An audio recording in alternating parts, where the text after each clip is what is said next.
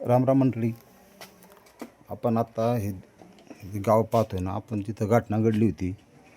नाशिक जिल्ह्यात डोंगराळे या गावी आलेलो आहे.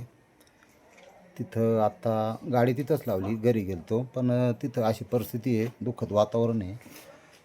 आपण नेहमी जिथं जातो तिथं थोडंसं आर्थिक मदत किंवा किराणा वगैरे घेऊन जात असतं. ते किराणा काढलेला आहे, त्यांची ती यादी काढायचं काम चाललेलं आहे. पण आता हे दुकानदार बी इतके चांगले आहेत की यांनी आता तुम्हाला आमचं त्यांचं सगळ्यांना दुःख सारखं आहे, पण आता हा या परिस्थितीत त्या कुटुंबाला आधार देणं आपलं काम आहे. घडू नये असं घडलं आहे.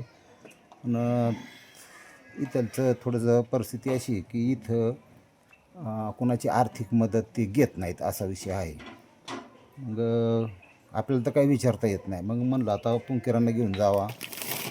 दुकानदार पण म्हणले आम्हाला की बाबा समजा नाही घेतलं तर मी रिप्लेस परत घेईन, असं त्यांनी एवढं सहकार्य मला केलं आहे. आता ते आपल्या वस्तूची यादी बनवते. बघू काय होतं आहे ते. म्हणजे हे आता काय करतो, थोडं घेऊन त्यांच्या घरी जातो. गाडी बिडी त्यांनी ती बॅग तिथंच ठेवली आम्ही. आणि तिथं गेल्यानंतर ॲक्सेप्ट केलं तर आहे, नाही घेतलं तर मग माघारी आणावं लागेल, असा विषय आहे. यादी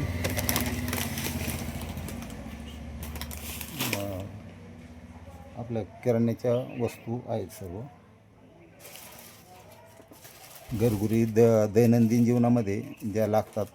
आणि आता कसं होतं, आमचा पुणे जिल्हा असेल किंवा शेजारचा नगर जिल्हा असेल, इथं म्हणजे अशी पद्धती की बाबा एखाद्या ठिकाणी काही दुःखद घटना घडली तर त्या ठिकाणी आपण देत असतो. पण आता इथं आपण बरंच लांब आहे, 300 किलोमीटर गावापासून लांब आहे. प्रत्येक ठिकाणी पद्धत वेगळी असती. बघू आपण देण्याचा प्रयत्न करू, घेतलं तर आहे, असा विषय आहे. या ठिकाणी टोटल बिल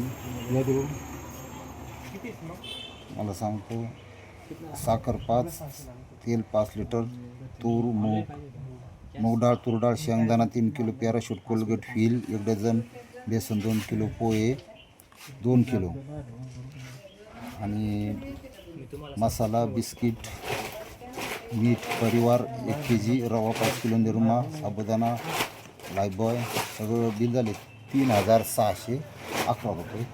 तर स्वीकारलं पाहिजे हा विषय. बघू आपण काय होतं.